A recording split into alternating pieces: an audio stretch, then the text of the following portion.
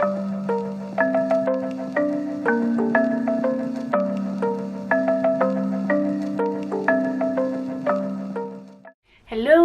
and welcome to this new episode of the Phileas Podcast.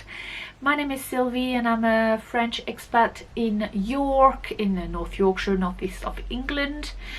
And I've come to present to this podcast talking about some knitting. We're going to talk a little bit about sheep today and some sewing, I think, as well. You can find me on several social media, but most likely I'll be more active on Instagram. The handle is sylvie_Phileasyarn, plural. I put all the details and all the links on the description box below, and I'm also on Ravelry, although I've not updated with the finished objects I'm gonna present to you in a minute. I realized that a bit earlier on. Oh well. And so my project page will be sylviephileasyarn in one word without the S this time, or you can find my actual yarns, Phileas Yarns, because yes, I am also a yarn dyer. Not my main activity, but I do have a shop. So yeah, so this is Phileas Yarns, and I'll put the link to the Etsy shop as well in the description box below. What to say? It's been a while since I've recorded. Not a while, but a little while, you know. I'm just skipped the entire February, put it that way, because I think last time I've posted a video was sometime in January, mid to late January. But then obviously if you're a UK viewer, you would know that February was an awful month in terms of weather. We had about a storm every weekend, which was just dreadful.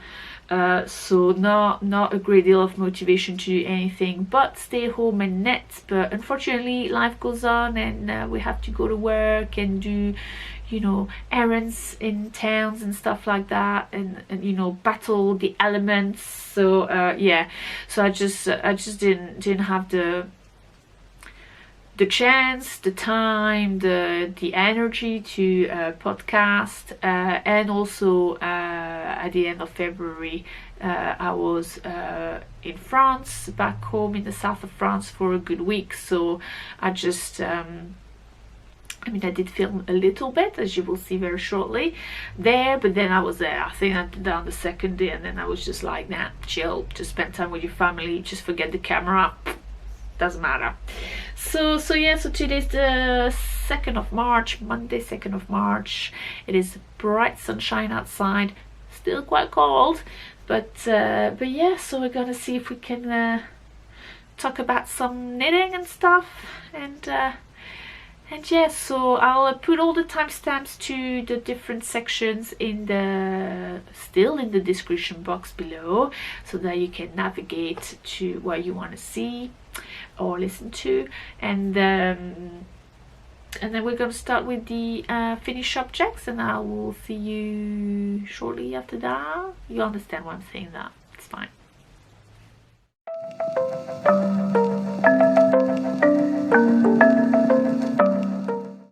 Hello and welcome for this finished objects. We are in a different surroundings, different location. Where am I? I am at my mom's, and I'm sitting in the bedroom that I'm using when I'm over there. I arrived yesterday, and which is nice because I can see probably from the light it's quite sunny here. Past couple of weeks in the UK have been horrendous with the weather, so there was, you know, no motivation really to do anything, podcasting or anything with the two storms. Work was obviously a bit difficult, going to work was difficult, so I just didn't get the chance to do anything in terms of filming a podcast. But so I thought I would do here when I've got a little bit of time, and I happen to have the two finished objects that completed the 2 things that I finished since I recorded last. So why not? First of all, my mom's shawl. It is finished and it has been gifted, so I'm taking the opportunity as well before I go home without it to present it to you. It is the Fika shawl by Carrie Westerman of the Hygge collection, which I've knitted in the Devonia, John Arbon Textile Devonia 4-ply in the Sandbar colorway. The Devonia is a blend of Exmoor Blueface, Leicester and Wensleydale. If I get the chance to get some images of my mom wearing her shawl, I will do so. Not sure, we'll see how it goes. In the meantime, I will put it on myself.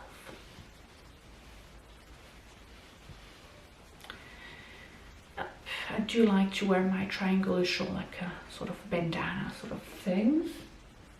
Oh, it's the shadow of a fly and that's just distracting me. There.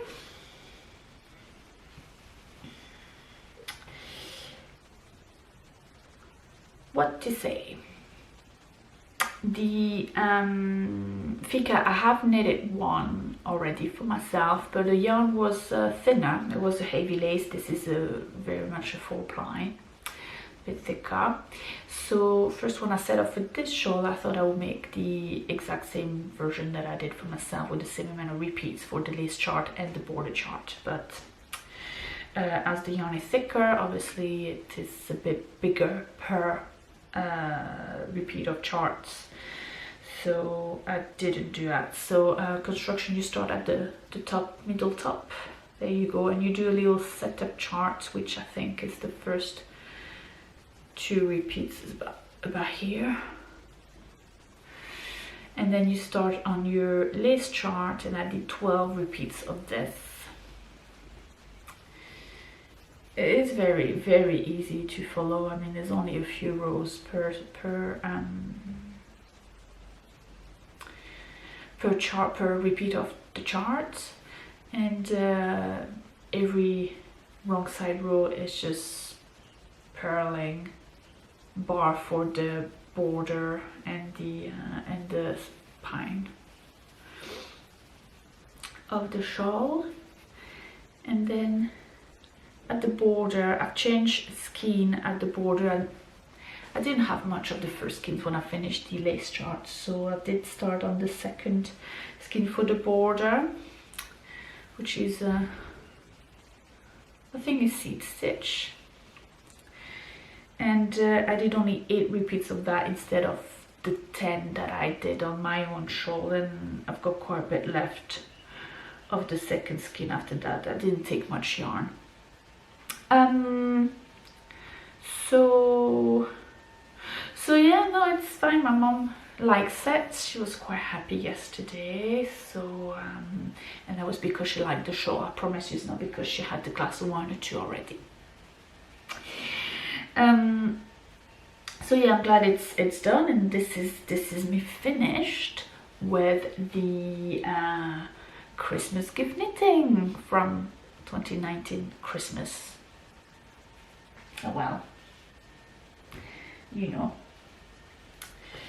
My second finished object is this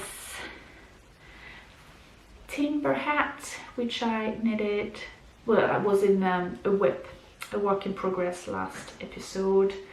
The timber hat is by Megan Fernandez, and it is from the Pom Pom Quarterly number 30, which is the autumn 2019.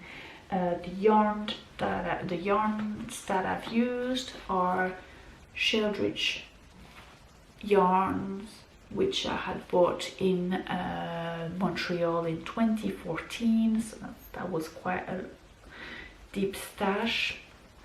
This doesn't want to stick. And this is 100% merino yarn. The color is Caribbean Waters, and I've doubled it with the Rainbow Heirloom Kid Silk Clouds in Old Lang Syne. So there we are.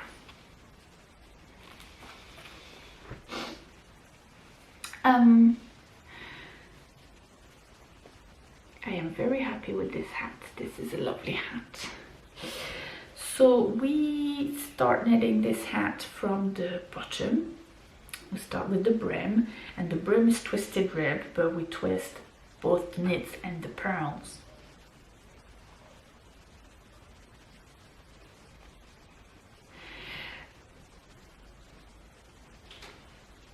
Tu veux qu'on aille? Non, fini. Non, mais c'est bon, je finis plus tard. So yeah, we had to go do some grocery shopping, and then we came back and had lunch and had a cup of tea. So here I come again, but a few hours later to start again on how to construct, well, tell you about this timber hat. So I was started to say that you start from the brim, and it's a twisted rib, both twisted, the knits and the purls. I don't mind twisting the knits, but I bloody hate twisting purls. So I thought, well, I'll just, I just do it my normal half twisted, I suppose, ribbing, when I only knit the knits through the back loop and twist them like that. Except that come to the point when I realize that when I'm gonna fold my my brim, it will be really the not so nice side that will be facing, because I would be folding it the nice side onto the nice side.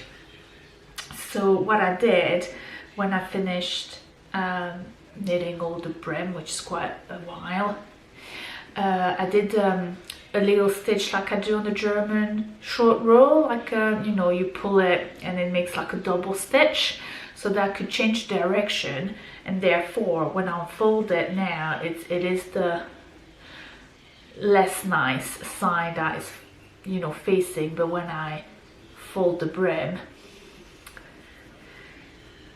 and that is the twisted rib side that you can see, which is much better. So after doing the rib, then you do the body of the hat, and it's pretty much all purls with the DK and the mohair strand held together, except for this little motif here, which is a little game of little play of knit stitch and slip stitch, only with the mohair strand, so that's why it feels like it's standing out on the rest of the fabric. And then you do that for a few, I think it's about 8 rows, and then you do this little cable between that makes the little cross. So it is a little bit fiddly, I've got to say, to do. So I used 2 cable needles. So yeah, but it was a little bit fiddly. It's a knack to get, but they don't, because it's a hat, and it's quite a small object. It's not, it takes a little bit of time to do, but it's nothing major. It's not like an entire sweater when it's going to be absolutely impossible to go through. So it was not too bad, and you can see that the cables kind of alternates from one section to the next, so it's never the same sort of 2 lines that crosses. So this one crosses and then it's this one, so it's quite organic that way. I did another modification here, is that I added an entire section, so I added an entire length between, so basically I think you do 3 cables, so that'll be about here, and then you should start the crown from here, but I added an entire section, so another 8 rows of the knit and slip stitch with the mohair strand, and then I did another round of cables to cross my mohair strands before I started on the crown. This is because I like to have my hats a little bit slouchier, because I've got all this, you know, these clips, butterfly clips in my hair, and it just I need the space to fit the entire thing. So now with just this few sort of 10 rounds more, it is actually the perfect size. I've got some little weird ears here because of the clips, but it does fit nicely. And I did the larger size, I should say as well, like the widest, and it's nice. It's lovely, you know. It just fits perfectly well. The hat was a little bit pointy when I, you know, finished it, because it's quite dramatic, decreasing on the crown. It's done very short rows, so I found it was. But anyway, I found it a little bit pointy just the way I did it. So I did block it over a balloon, and it was nice because I just, you know, it just shaped the body of the hat, and I just let the brim, you know, it was just hanging, so it didn't stretch the ribbing, so it was just brilliant, and it did smooth the rounded top of the hat. So it is absolutely, I do like this hat. I've been wearing it since it's been dry, really. It's been really lovely because it's very soft, and the brim, it just sits on my ears nicely. So it's been quite nice in the windy days lately, just to have this one, because it's not been overly cold though, so it's just been nice. So yeah, that's really what it is. I am very pleased also, because I think I said that I had the DK yarn for quite some time, where it was a little bit bland, you know, too uniform, too solid in the color. So I did buy the mohair just to, you know, pump it up a little bit, and I think it did really did a good job. It's quite the same tone, but with the variegations, the variegated effect on the mohair, it is absolutely lovely. And oh, I don't have it here. It actually matches one of my little handbags. Very good. So very well planned here, but not planned. So I think that's all I have to say about this, and this is it for the only two finished objects today, because I think I had started on my morning fog cardigan last time I spoke to you, and I'm going well with this. It's going fast, and I'm nearly at the end of the first sleeves. They're quite long sleeves, so that's taking some time, but then I also in the meantime started another cardigan, which is more like a woolly coat, because it's very heavy. I think it's I'm just starting on the sleeves with this one, and I think it's gonna be over 1 kilo of yarn altogether that I'm gonna put in there. But it is so yeah, I went a little bit crazy because it was all garter stitch. It is all garter stitch. When I probably will show it to you when it is finished. I'm not sure, maybe I'll do just some works in progress that I have with me here, and then we'll see the ones that I left home, because they're in stage when they're not, you know, they're not so very little to carry around, but definitely not that big new cardigan, which you have not seen yet. That's in big iron weight, and it is very big and very heavy. But even the morning fog, it's just I did leave it home, so that was it. So yeah, that took some time, and that distracted me from, you know, going through my morning fog, although I need to make a beeline of that now. Yeah, so I need to work on that when I get home. Anyway, I shall see you later.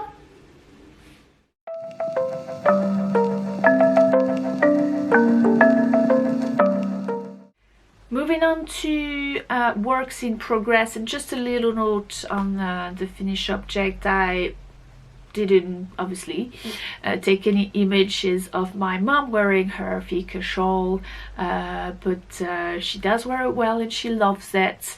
It's just we didn't have the chance. It's just like, you know, running a bit everywhere for the week. So anyway, but it's a hit.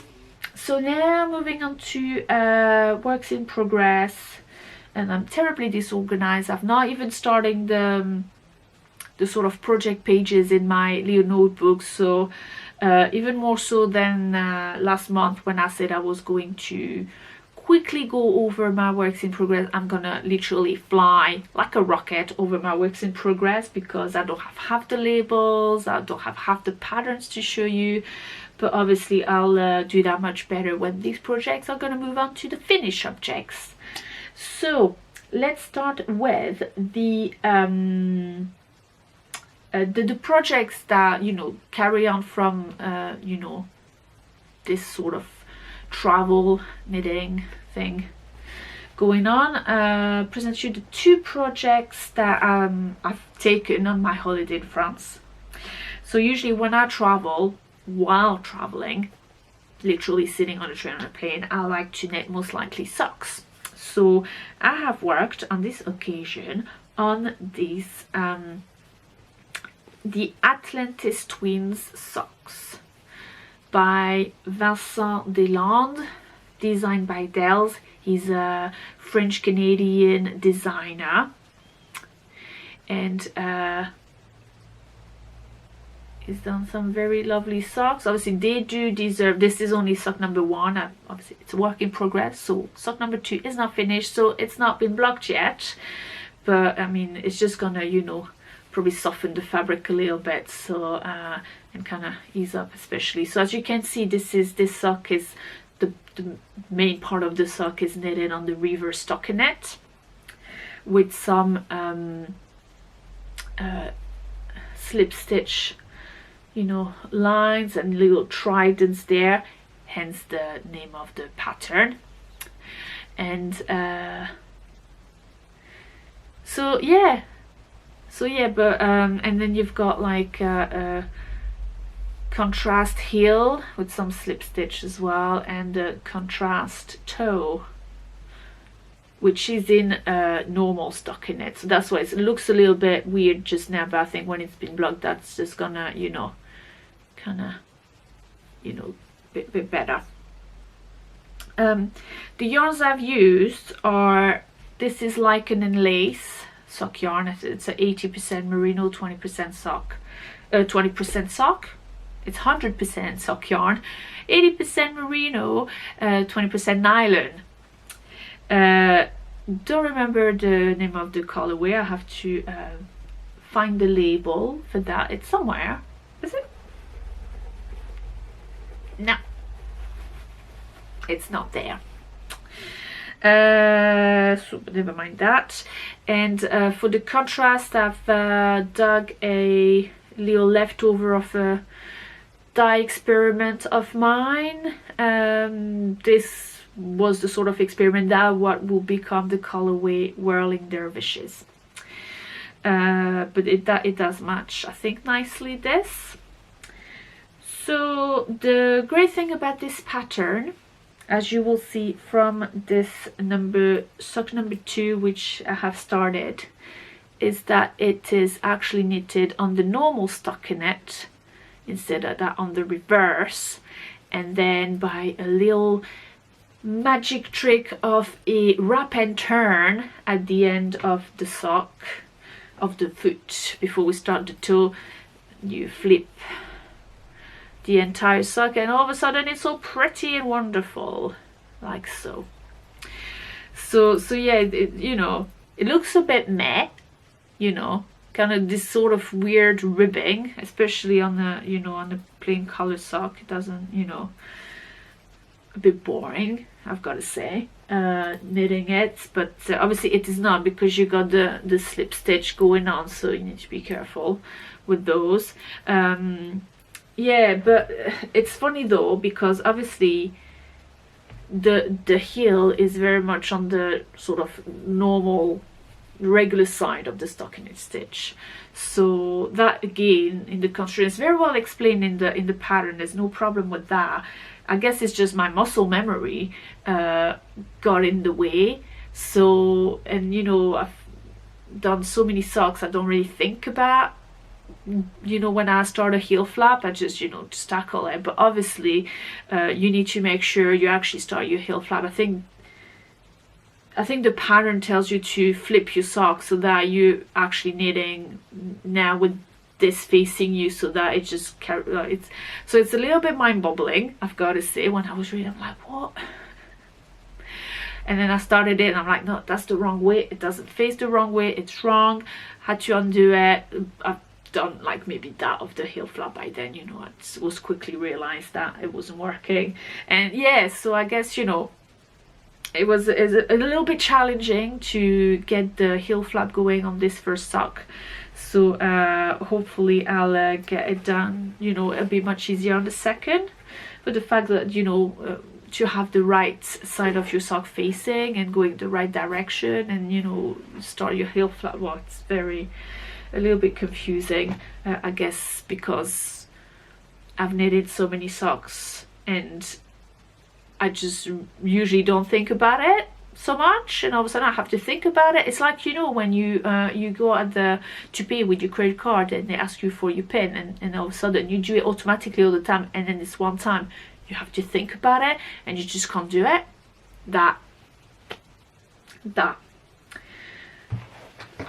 then, so I've knitted these socks whilst on the train and plane to Marseille and back, but when I was actually settled in comfortably at home, I'm trying to find the page again of this, what I'm going to show you.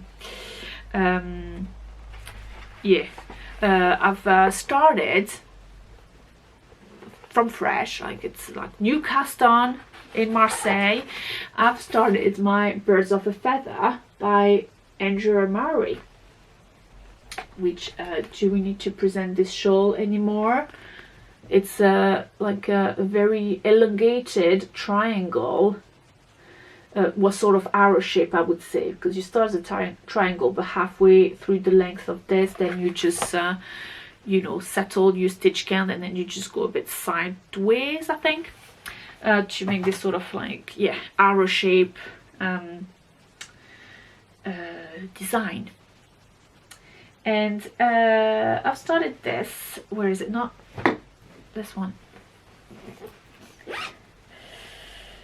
and I've made a very good start on this, because there we are,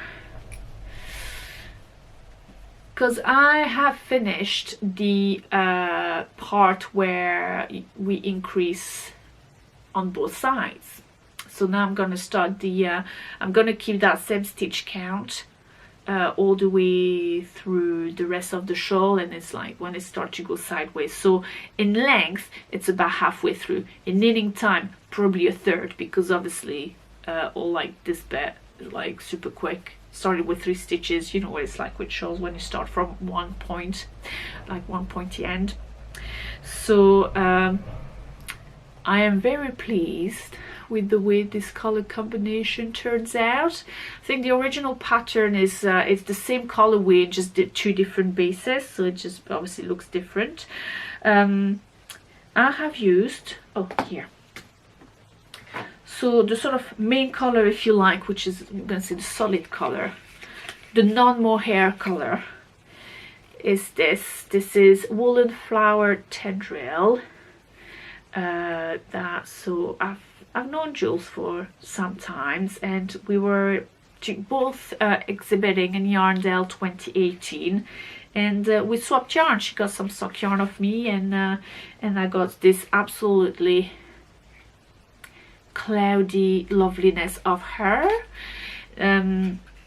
tendril is a base of 70% baby alpaca, 20% silk, 10% cashmere, and it is dyed with nettle because a woolen flower is a natural dye business. So I had 2 skeins of these. This is still the first one. And then, you know, looking for a project to do with it, and I thought, I was like, oh, how about I'll just, you know, I wanted to do bird of a feather for some time as well. So I thought, I was like, oh, what about I find a mohair that would fit and I make a bird of a feather with it. So I found this mohair here, which is Barren Sheep Clothing. This is 70% cane mohair, 28% silk in the color millipond, and I bought these in Fiber East last year, 2019. So yeah, this is lovely. I love the colors. It was matching the grey, I thought. I didn't even take the woolen flower skin, but I knew it was sort of that silvery grey, and obviously this has also lots of like browns and purples, like plum aubergine purples, which I really like. So so I've done that. So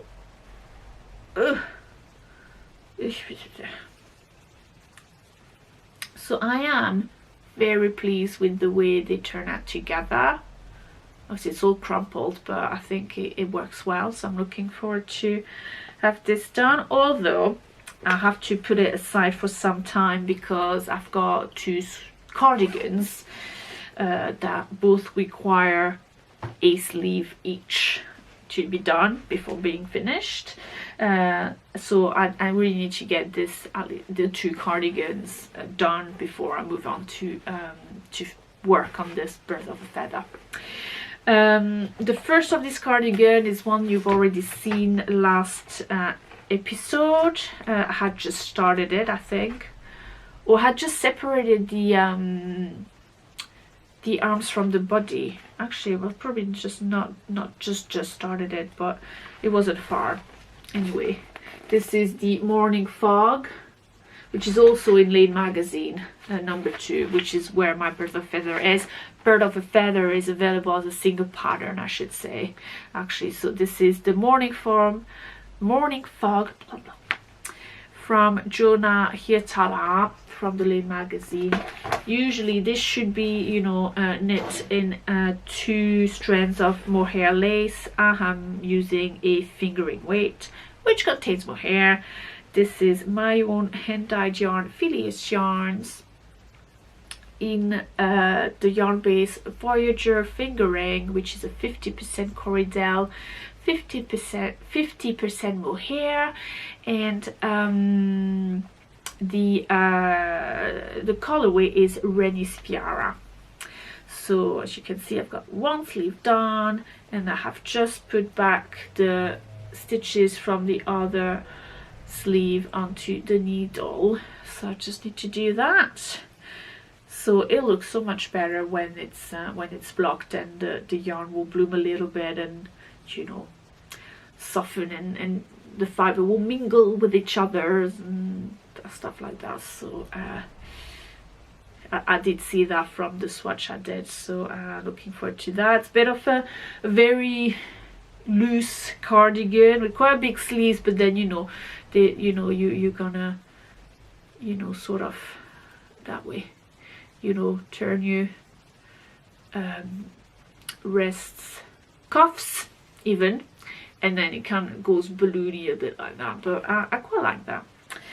So this is going. So funny thing about this, the body is knit in 5mm size needle, so that goes really quick up to the cuffs. When you switch to 3.5 of 15 centimeters ribbing on 3.5, not so fast.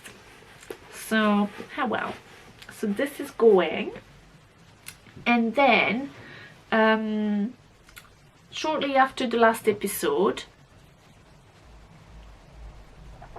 when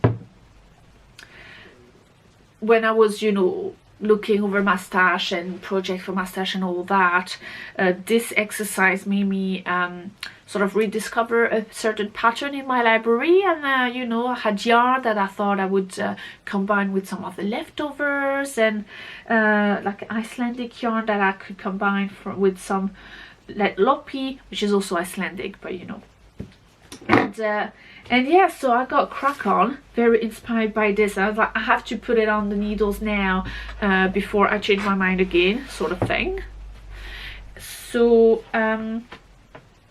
so I had this yarn here, the Utivist, which is a lamb's wool 2-ply outdoors 2-ply knitting yarn. Yeah, you understand what they mean by outdoors.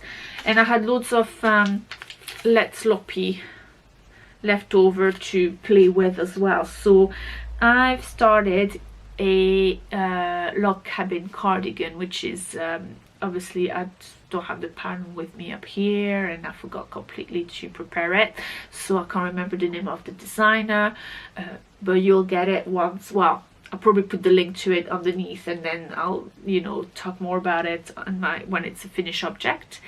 And so yeah, so it's a free pattern on Ravelry, and it's sort of like the log cabin blanket in a cardigan form. It's just, you know, the way this lady turned the sort of idea of a log cabin blanket, when, you know, you have a meter square and then you build rectangle blocks all around. But she's sort of like, I think it was part of a cal about the log cabin blanket, or log cabin cal, and then she just wanted to turn it into a cardigan. So it's very much a recipe of how she did that. So obviously it's a free pattern, there's only one size, but you know, it's just nice. I think that this person just, you know, sort of shared how she worked it to become a cardigan, and you know, depending on your size, you can just, you know, sort of alter the size of the actual pieces, because it's knit flat. So there's the beast. It is a beast. It is huge. It is huge. It is very heavy.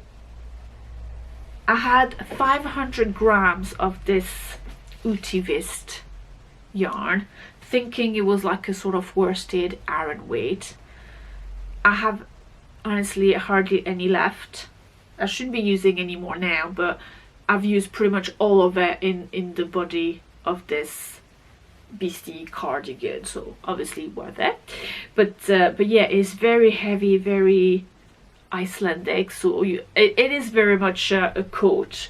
So yeah, I see what they mean, outdoor knitting yarn, because once you knitted it, yeah, you can wear it outside. But it so happened it's okay, because if I wanted to, you know, if I had wanted to do it on purpose, I don't think I could have managed it. It turns out I now have a plot in the allotment after 2 years and a bit on the waiting list, and I came in last week. I'm getting the keys to the allotment this evening. So look at that, timing perfect. I'm gonna finish this and I'll be able to wear it puttling around this allotment of mine in the sort of cool days of early spring. Honestly, is it not meant to be? It is meant to be. Meant to be. So yeah, so I'll talk more about this when it's finished, and I've created a page on my project page to get me ideas sort of reorganized. But yeah, I do have one sleeve left. It's all knit flat. So you do, and in pieces. The sort of only modification that I did is that I've started to knit the sleeve in a sort of a star shape in the entire cardigan, because I think the designer said that she stitched the sides and then she picked up the stitches for the sleeves, but then still knitted the sleeves flat. And I thought, this is going to be a bit not very comfortable. So when I did this one, I did everything that was open and I knit the sleeve flat, and then I stitched all along the whole thing, and I did that over the past couple of evenings, just so that it looked sort of half of a cardigan. But yeah, so I just had fun with the, you know, the geometric forms and shapes of this cardigan. I do like the back a lot. And then, but the front is funny as well. It's fun. It's very cubic. So yeah, I'm gonna do, so yeah, I really would love to finish at least one of the 2 cardigans really soon, because I really want to start working on my evening dew cardigan, which I have which I'm gonna do in BC Garn Bio Balance, which is a cotton and wool blend, because that evening dew, I would like it to be part of my holiday wardrobe when I go to Reunion Island, and I fly out on the 30th of April, 2nd of March. That's 2 months. I think I'm gonna have to, once I get tackle a bit of that, I'm gonna have to thin out the amount of project I'm working on at what time. I got a bit overexcited with New Year, I suppose. But yeah, so there we are, and well, we'll move on to the next section then.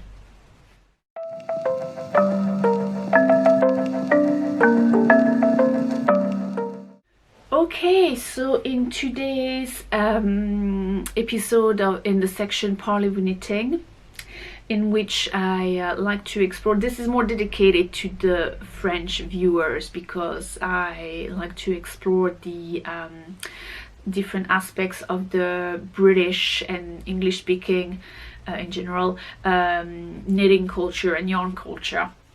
So sometimes it fits that I can talk to you about it, and which is the case today.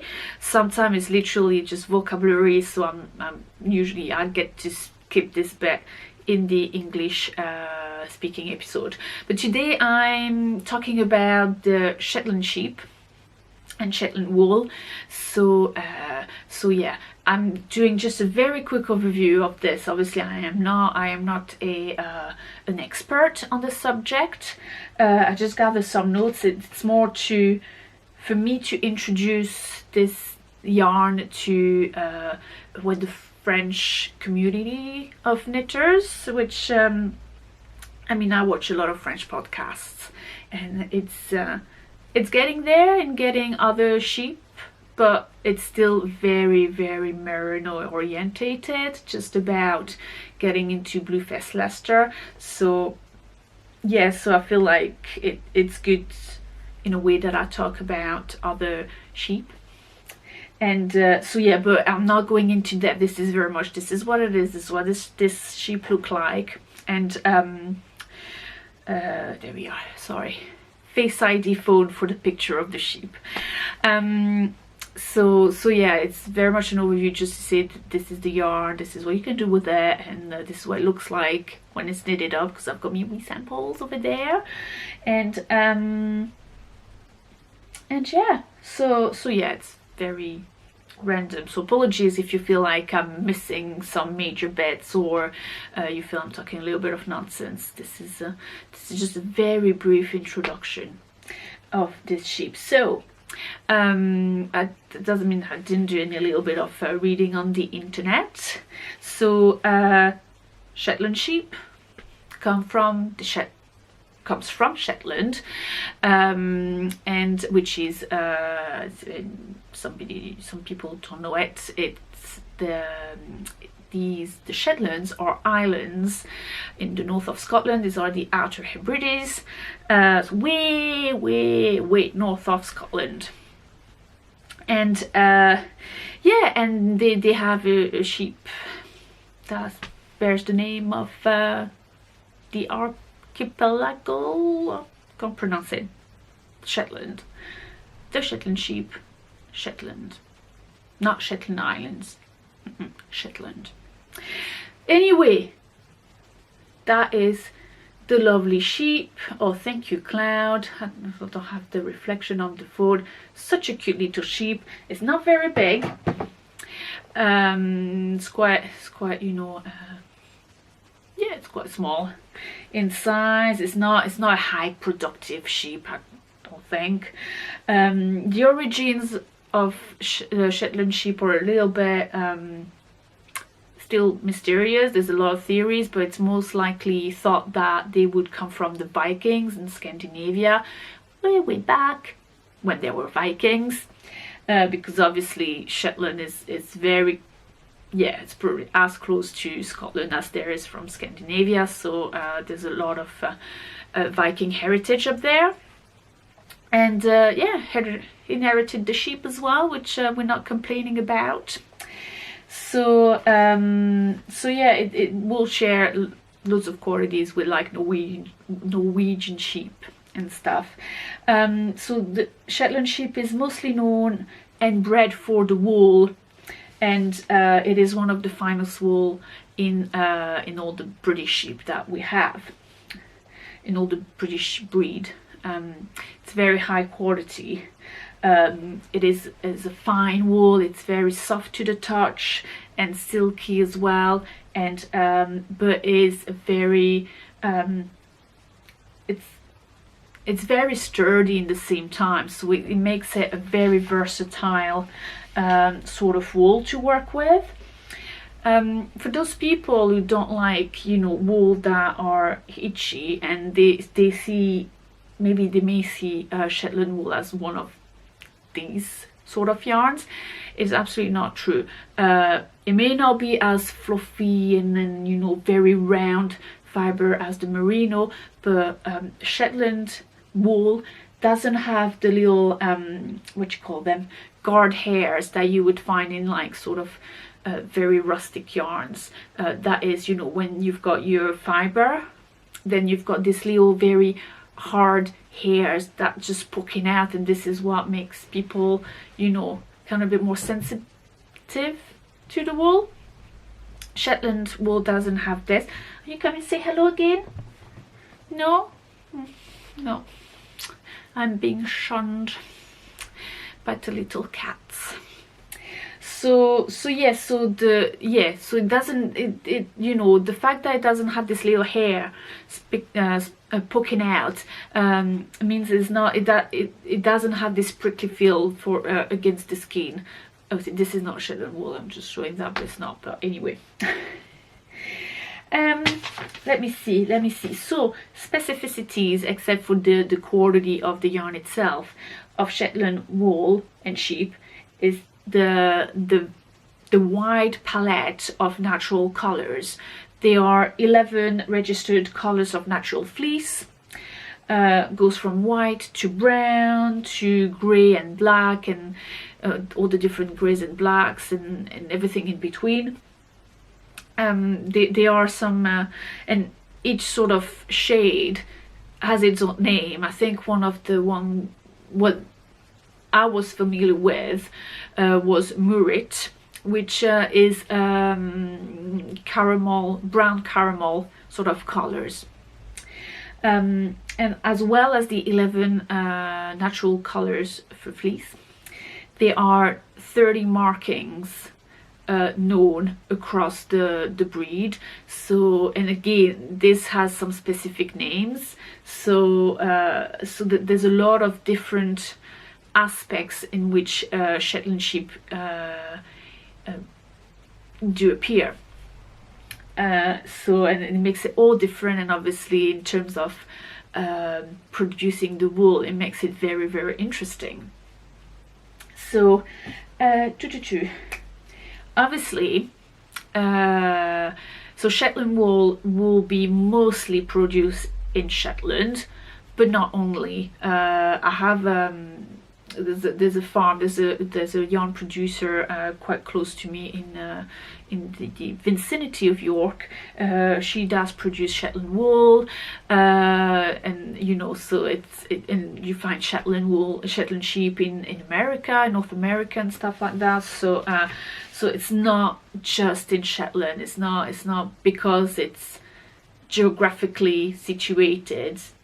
It's more because the sheep comes originally from Shetland, but then, you know, if you got Shetland sheep somewhere else, and I think you may find bigger size Shetland sheep outside of Shetland as well. It's probably down to the weather and the food and all that, but it's still not the most produce, productive sort of breed ever, in terms of maybe meat or something, obviously. But I don't know, if they're small, I suppose the fleece may not be so big. But anyway, however, there are some companies that will label their yarn Shetland, but it has nothing to do with Shetland sheep. There's no Shetland wool in there, such as Shetland from Harrisville, which you may know for their nightshade yarn. It's quite popular lately. Harrisville's Shetland doesn't contain any Shetland wool at all. It just had this sort of country feeling, sort of aspect and touch maybe, but no. So yeah, beware, be careful when you buy something that's labeled Shetland. Just make sure there is Shetland wool in there. So yes. And in terms of knitting, so usually, or spinning I should say, most commonly the Shetland wool will be spun in a 2-ply thickness, 2-ply weight, which is called the sweater weight. And this has confused me for a while when I was, started knitting, because to me, 2-ply is very much a fingering weight. It's very thin needles, usually you maybe 3.5 millimeters, roughly, sort of thing. But then, and in my head I was like, well, that's too thin for sweater. I don't understand. In my head I was like, sweater means DK or Aran. But obviously, gotta remember that we're in Shetland, and in Shetland there is Fair Isle, both the actual island and obviously the knitting technique. No, oh. There she is, there, giving herself a good scratch. Hey, Bunyet, cuckoo. Sorry, little kitty cat interlude. So yeah, the 2-ply. So yeah, it was just confusing me. But obviously, this is Fair Isle knitting we're talking about. So the yarn itself needs to remain light, and so that it's not too bulky and uncomfortable to wear. But the qualities of the yarn itself, of the wool, makes it still a very warm garment, and it's brilliant. So yeah, obviously now you find it in several other weight, but traditionally it's a 2-ply, which is also called sweater weight, which is the thing to do Fair Isle with. So mostly there are 2 big Shetland yarn producers in Shetland. These are, and this is another thing that has confused me, and it's still confusing me a little bit now. Honestly, I can't really tell one from the other, sorry. So the 2 big House of Shetland are Jamieson and Smith, and Jamieson's of Shetland. Jamieson's of Scotland? Well, I suppose so. Jamieson's of Shetland. So, and in 2 different parts of Shetland, and they do, different, well, I suppose if you really look into it, you can see the differences. But yeah, so these are the 2 big names in Shetland. Now, West Yorkshire Spinner the Croft, which is their Shetland yarn in Aran weight, is actually spun and produced by Jamieson and Smith. So it is effectively oh, it's raining again, damn it.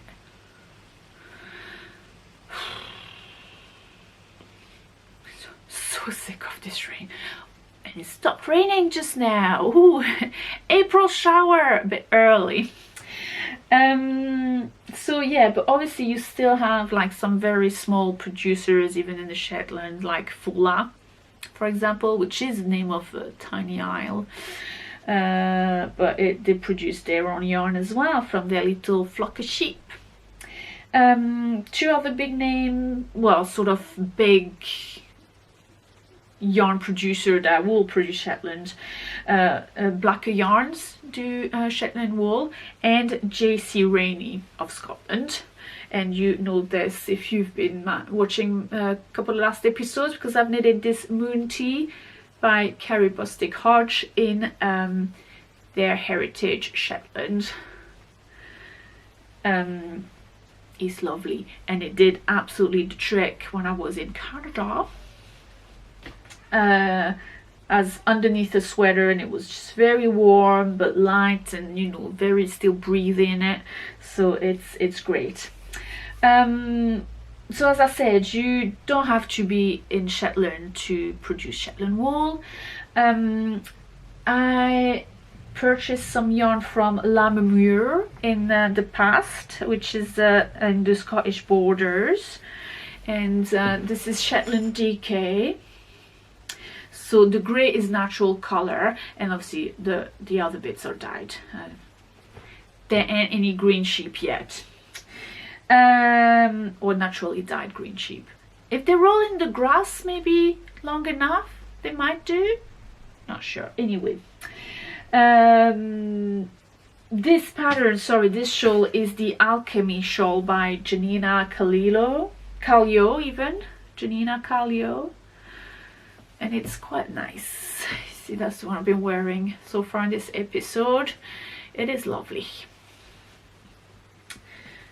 And the small Shetland wool producers I was talking about that is local to me is Highfield Textile. And I've had 2 items of them. I've bought this.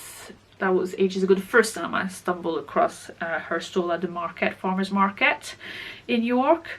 I bought two skeins. I think that's 2 skeins of 4-ply in this grey, and turn it into a South Paris cowl by, again, Carrie Bostic Hodge. This is very old, though I actually forgot it was Carrie Bostic Hodge until I was doing, you know, writing the notes of this. I'm like, oh my god, it's her! Obviously, I've got a thing. So, and this, you may have seen me wearing it during my video when I was in Quebec, because this is my go-to for winter wear cowl, because it's cozy, it's soft, nothing gets in. Nothing. It's absolutely brilliant, and I love it. And because it's quite old and it's got a lot of wear, it's even softened even more than everything else I have in Shetland wool, because this has got some wear in. And also, and this yarn was gifted to me actually, but this is still Highfield Textile. This is a DK weight, and you can see there another example of natural colors. This is a brown. I think it comes out nicely as a brown. And this hat is the Toon Small hat by Donna Smith. Donna Smith is a Shetland designer, if you don't know. So here we are, and this is a brilliant hat. The pompon is alpaca, so nothing to do with that, but yeah. So, and again, that's very light, but you know, it's still very nice to wear and keeps the head warm just enough. So yeah, I guess, you know, I just oh yeah, sorry, obviously these are people that will probably produce maybe some, you know, dyed, hand-dyed Shetland, but also like natural Shetlands. Some indie dyers do have Shetland wool in their do offer Shetland wool to their costumer. They like to dye on it. A couple of my favorites will be Old Maiden Aunt or Gathered Cheap Yarns. I do love their colors, and they do dye on Shetland wool. So I'll put all the names, the references to that in the description box below.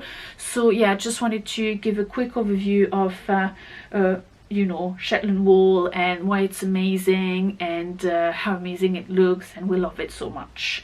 I hope you do too, if you know it. If you don't know it, I hope it'll give you, you know, the spark to go and try it. So we're going into a bit of sewing now.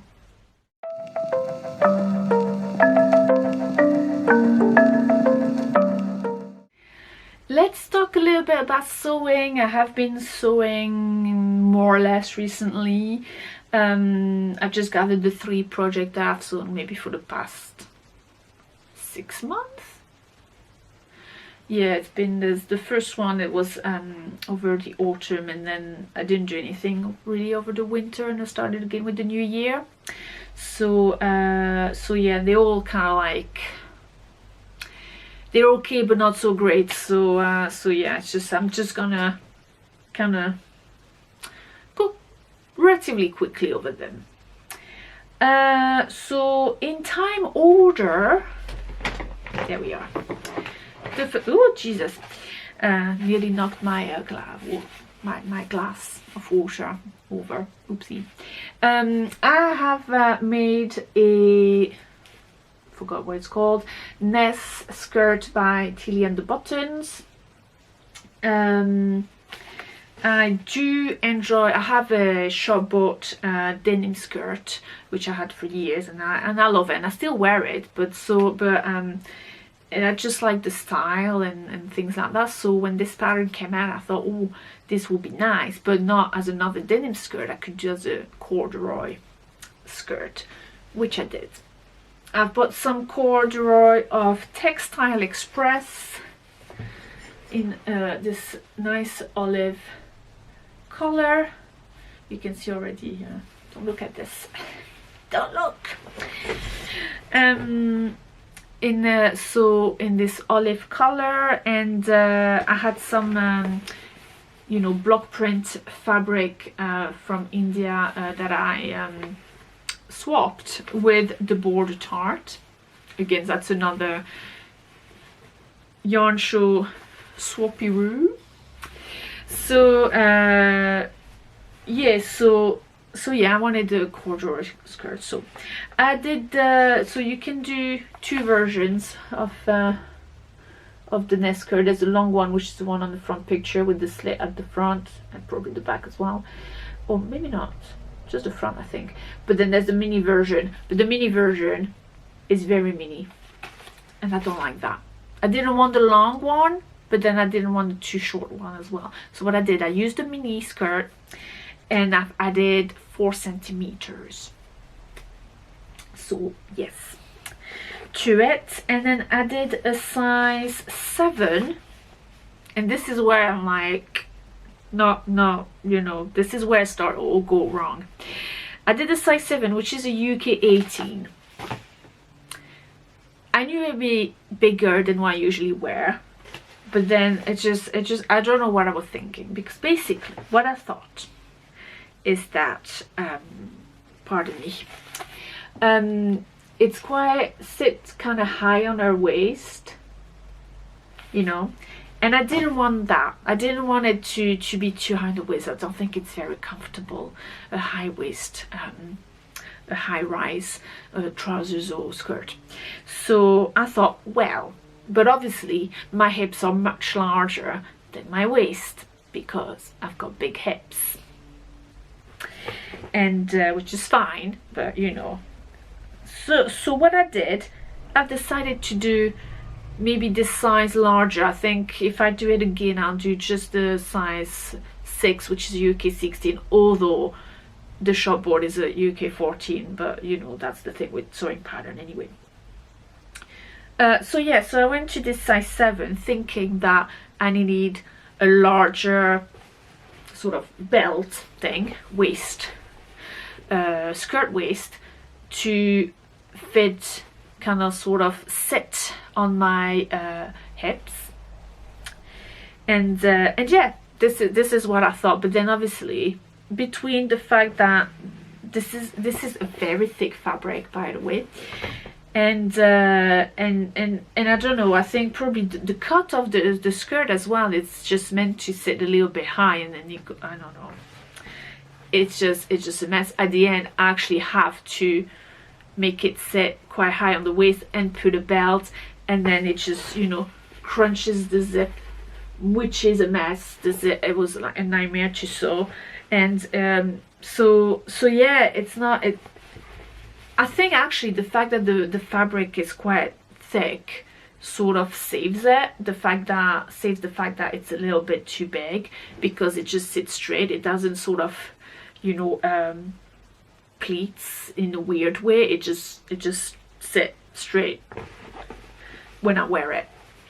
So that's not too bad.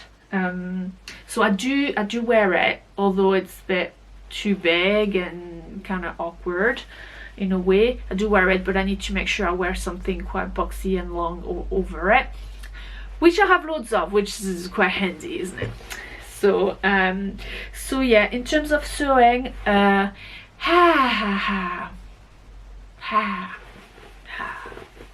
nightmare, absolute nightmare. I mean, you know, let's look at the back of the skirt, which is very pretty. I'm very, very happy with how, you know, and all this top stitching, and you know, it's quite lovely, you know, it's fine. Bit of a nightmare with the top stitch in general. And then yeah, so the back's fine, the front, but then yeah, there's the zip problem, and you can see it's not very straight.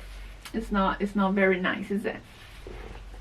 I don't know. I had the right absolute nightmare with this construction. It's one that's got like this sort of flap at the back, but I think this might have to come here. But then for some reason, you know, like I don't know what it's doing. I don't know. It just didn't fit. I didn't manage to make it fit proper, and you know, I suppose this is supposed to go really there, and it was sort of fine until I started to top stitch. But because yeah, if you look there, this bit it's quite nice and straight. So I don't know, I don't know what I did. I honestly don't know how I managed that. But yeah, very thick fabric. So my Polio machine is not very performant, you know, high performance machines like a £100 sewing machine from John Lewis, and it's fine for a lot of things. That might have been a little bit too much for it. So yeah, if I were to do it, I probably again the skirt, I would probably do it a size smaller at least. Well, I'll take my measurements again, considering how this one is, where it sits and things like that on my hips and waist and all that, and do it in maybe a lighter fabric, probably still cord, but a lighter sort of you know, a thinner cord. So yes, then I recently also, like in the new year, I think, did I start in the new year or before the new year? I can't remember. I did pause it for some time for whatever reason, but I have made another version of, this is a trapeze dress, but this is the sort of top version. There we are. So this is the 5th time I'm using this pattern, I think. The 2nd time as a top. Last time I was speaking to you about it, it was about the 2nd dress I've made out of it, actual dress, short sleeve. And if you've been following, I think it's episode 2 or 3, when I visited my friend Martha, who does sewing for a living. And I took my little dress and I took my little pattern, and she basically redrawn the blocks, the pattern blocks, for me to have a better fit on my you know, well, basically on the arms and sleeves, sleeve hole and actual sleeve, so that it would fit better. And it does, to be fair. So this is me. I've then put it back on paper and with the rest of the top, because I think the blocks will like up to here. It's a bra. And yeah, so you know, I did my thing, and then and it is much better. It's still not great, but then I think I need to realize that this type of sleeve setting just might not be suitable for my body shape, especially on the shoulder and arm area. So yeah, armpits area, that's what I want.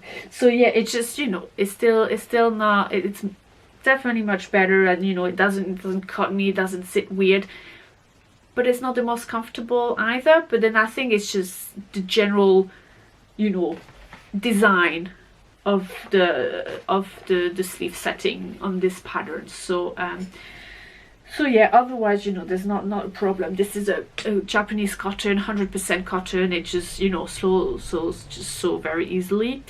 Although I've made, again, which I've done the same mistake on the first time I've made a top out of this with sleeve, is that if you look, I don't know if we're gonna see anything, but basically I've not sewn my, no, you can't see nothing. So here the seam line is, yeah, there you go, it's here, right? So it's about a fingernail length, and here it's just here. I don't know what I did. It's just here. I can't even sew the same distance, but that's not a problem, because like I said, it's a cotton, so it's fine. It doesn't flip, it doesn't do anything weird, it just sits nicely. It's good. It does crinkle a little bit though, probably needs a couple of washes to soften up, and it'll be fine. And then finally, I was looking for the third project, and I realized I actually wear it underneath here. So and this is the this is the Aberdeen tunic, the batwing tunic. Sit down again. There we are, double chin and everything. Up. The batwing tunic this is the from Seamwork magazine. Seamwork is a web subscription, and you receive 2 PDFs. Well, in your library you can choose, well, you receive 2 credits which you can spend on 2 PDFs pattern, and then, you know, there's 2 new patterns every month. This is quite old. I've had the Aberdeen for quite some time, but you know, it just tick so many boxes of things that I like. It is rather loose-ish. It's got bat wings. I do love bat wings. And then little cuffs. And it's like a 3/4 length thing. And it's got a V-neck. Good grief, the V-neck. These patterns are supposed to be like simple, and you know, you can knock them down in 3 hours kind of thing. And no, not when you were doing jersey and you have a V-neck. Not happening. This is like, even like, so coming back to Martha, it's like, oh yeah, I'm doing this, it's got a mitered V-neck collar. It's like, oh, that's hard. Thank you. It is hard. It is. It's been a nightmare. I absolutely mucked it up. So basically, let me show you my first V-neck. So you've got 2 pieces which you you know, where you press, you know, close press, and then you, no, that's the wrong one. I think that's all right. And then you sort of, you know, you sew them, and then it's like, it's nice, it makes a nice V, it's wonderful. And then you're supposed to sort of kind of like, obviously I cut it there, but you know, it's supposed to sort of you know, sit there, you still, you know, do we close the back? The back's not closed, so basically runs from the back, open back, and then over the shoulder, and then there, and then here you're just supposed to turn all the work. It's not two separate stitches, it's not two separate beds. It's like this has to be placed perfectly into the V, and then turn your thing and not catching everything. Everything's wonderful, and then you start again on the other side, and then oh magic, you've got a V-neck. Not gonna happen. I had like a semicolon going on. It was ridiculous, like a comma. It was like, and well, to be fair, I didn't baste. I should have basted. I just went, yeah, that's fine, I just go for it. And I've used a stretch stitch. I don't have another locker. I use my sewing machine, which has never been a problem. And it's not a problem, it's just, you know, sometimes I do very random things with it. Like setting this neckline with a stretch stitch. I should have done a stretch stitch. A stretch stitch when I should have just done a straight stitch, like a normal one. So yeah, so it was just looking weird, and I'm trying to undo at least a little bit in the middle and try to, you know, sort of flip it. But obviously this is jersey. The thread that I'm using is matching the fabric very well. I can't see it. So yeah, it's been a nightmare. So I ended up just cutting along the seam line and setting another neckline, a neckband. And I just you know, sort of improvised looking at a short-board v-neck t-shirt that I have, which is like, well, basically what it did there. It's like it just like it's like a round sort of neck, and then neckline, and then it is just a little, well, obviously I have to, because then my neckline was all very bizarre and it just didn't sit properly. There we are. Can we blow it this? Yeah. So then it sort of like goes as a V, and then you just do a little, you know, stitch here. You can kind of close it like that, and you've got a triangle at the back, but then this become a V, and you can place that nicely. Well, nicely if you actually got a V, because mine was a little bit kind of off. So yeah, I had the V, and then it was still, you know, not great, and yeah. So I mean, it is wearable. Obviously it kind of looks, and to be fair, and obviously I kind of like, now it's very wide on the shoulders, so it's not the most fitting up here, but it's perfectly fine down there. So you know, and it is a good t-shirt. It's a good quality jersey fabric. I have bought it in France in the big chain of fabric store, Mondial Tissu. A couple of years ago, I guess, I bought this fabric, and I do like it. It's lovely. It's very soft. Love to wear it. But yes, yeah, so I do wear this t-shirt over a you know, underneath like a sweater, or I mean, I'm wearing this today, but usually it's underneath an actual jumper, so that you can just see the, you know, bottom of the t-shirt, tunic, because I mean it says tunic, but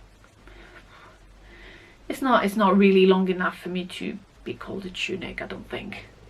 So yeah, so sort of mixed feelings sewing experience lately, but I've got quite a few things on the pipeline, so I'll, you know, it's not putting me off sewing my own clothes, that's for sure.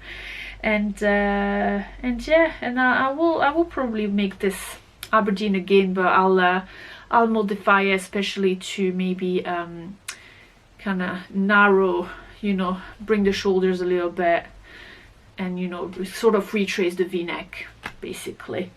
And I'll probably not do a mitered v-neck, not a v-neck neckline, because that is just too hard, and I will baste it before I actually stitch it. So that's it for today. I hope you like this episode. It's a little bit more, sedentary, I suppose. We're not gone very far. Even when I went to Marseille, I've never seen much of outside the bedroom. Have you? So yeah, a bit more classic. But I suppose this is winter, and this is the time to stay in, get cozy, and get knitting and sewing and creating things. So yeah. If you like this video, give me a thumbs up. Leave me a comment. Subscribe to this channel. Tell your friends. Come join me on some social media, and I hope I will see you again soon. Hopefully, within the sort of monthly schedule again, at least for the short-term-ish future. So yeah, there's nothing much to tell you. That's it. So I shall leave you to whatever you're doing, and I hope you enjoy it. Happy making!